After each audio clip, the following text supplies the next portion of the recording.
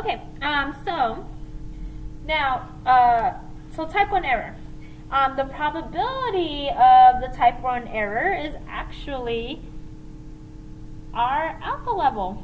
Okay, so if our alpha level is 5% or if our alpha level is 10%, then the probability of us committing this type 1 error is going to be that alpha level, right? So if it's 5%, then the probability that we do a type 1 error will be 5%, okay? Because what's happening in a type 1 error is that you are rejecting, right? And then you reject if the probability is going to be the p-value is going to be less than 5%, and so that means that you're giving yourself a 5% chance, right, of potentially being incorrect, right?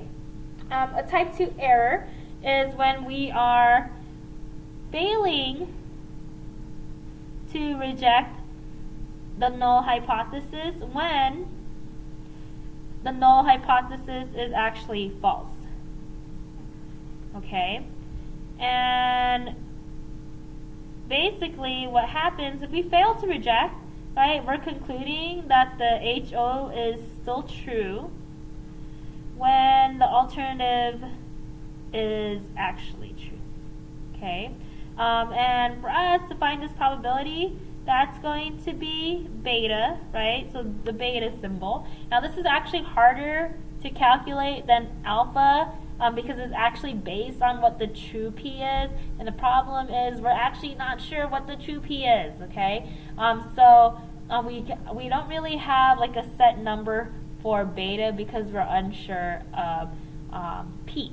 Now, there is tension, right, between type 1 errors and type 2 errors, okay? So depending on the scenario, depending on the problem, you might want to increase your different numbers and parameters based on the type of error that might be better for the situation, okay? So it's weird, it's like I'd rather make this mistake than that mistake, okay? And that could depend on the context of the problem, and we'll see that when we can start practicing more and more problems, what I mean by which one might be the better mistake to commit if you were going to commit a mistake, okay?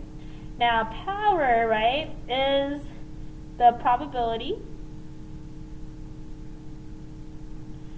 of rejecting the null when the null is false, okay? And so in the criminal justice system, this means that you looked at someone who did some crime and you found them guilty, and that's a good thing, okay? So we're correct, right? This is good.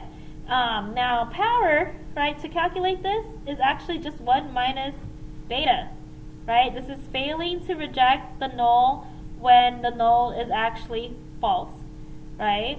That's like opposite of what you want. You want to actually reject the null, and you want to know that the null is false, okay? So that's 1 minus beta. Now power is going to be considered adequate when it is above 80%, right? Now we won't ever need to calculate it. They'll give it to us in some way if we ever have to say anything about it. Now we want power, right? We want to increase our power, and there's 2 ways that can be done. The first way is to increase n, which is your sample size, right? And increasing n we know is always a good thing. And then the other thing is to increase your alpha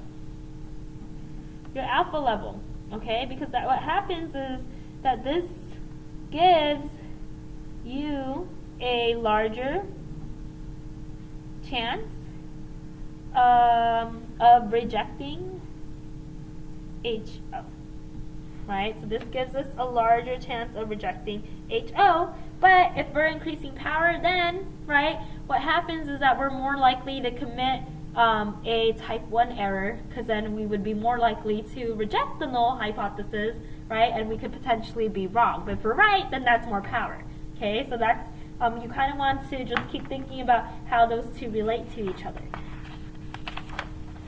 Okay, and then just a quick review, right? So I haven't explicitly put one-tailed or two-tailed on my notes, but we have been doing them, right? So we know that if we had an alternative hypothesis that is less than, maybe let's just make this up, 20%, or your null hypothesis is greater than 20%, that's going to be one-tailed, because we know that in our picture what we would shade in is, so that's going to be 0.2, either this upper tail or the lower tail, depending on your alternative hypothesis, okay? Now, two-tailed is when your alternative hypothesis is saying that it's just not equal to some value, right? And so what that's going to look like is you're literally going to shade the upper and the lower tail, okay? So area there and then the area there, okay? Just to make that clear if you're still confused about that. All right, so let's go ahead and do our first example in the context, now talking about power and type 1 errors and type 2 errors, okay? Because we want to put it back into the context of the problem. Now, let's see.